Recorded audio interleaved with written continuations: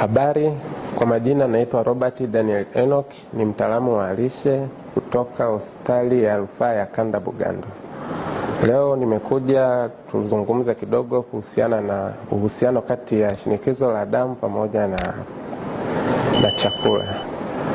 Ngoja tuanze kwanza kujua shinikizo la damu ni nini, ambao tunaita pressure. Pressure ni kitendo pale moyo unatumia nguvu kusukuma damu kuliko kawaida. Ikienda kwa muda mrefu ndio tunasema una shinikizo kubwa la damu. Lakini kwenye swala la lishe tunasema, ili tuite kwamba wewe una lishe bora, kwamba ni pale chakula unapokila chakula kinameng'enywa, kinafyonza na inatoa taka mwili.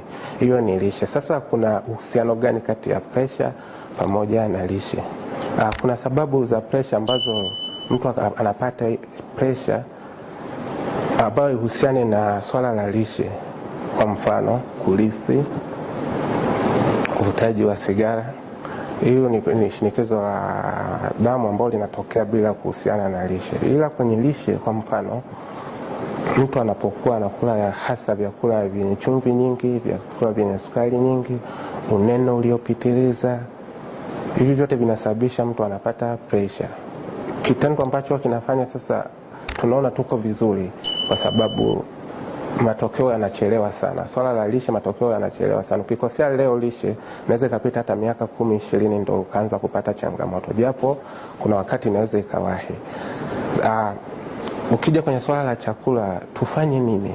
Au tufanye nini ili tuepukane na swala la ili kupata pressure?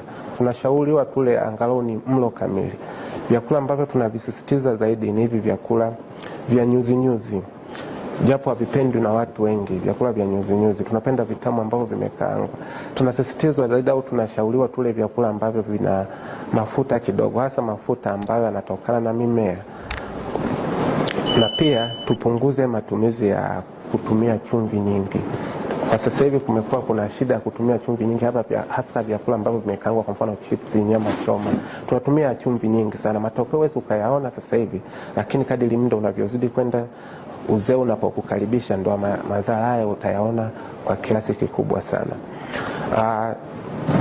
Kuna vitu vingine, kutokufanya mazoezi. Mtu afanye mazoezi, anakula vyakula ambavyo sio sahihi, inatokea anapata kitambi au uzito mkubwa. Zamani mtu ukiwa na kitambi unaweza ukasifiwa kwamba wewe yani ilikuwa ni ishara moja wapo kwamba wewe uko vizuri, mtu mwenye hela. Japo kitambi ni ugonjwa. Unapokuwa na ugonjwa wa kitambi, inakupelekea kupata ugonjwa mwingine ambao ni shinikizo la damu au pressure. Cha kufanya, kwa sababu sisi ni wataalamu, tupo hapa Bugando, unatakiwa upime afya yako mara kwa mara, kuangalia uzito wako unaendana na urefu wako, unaendana na umri wako.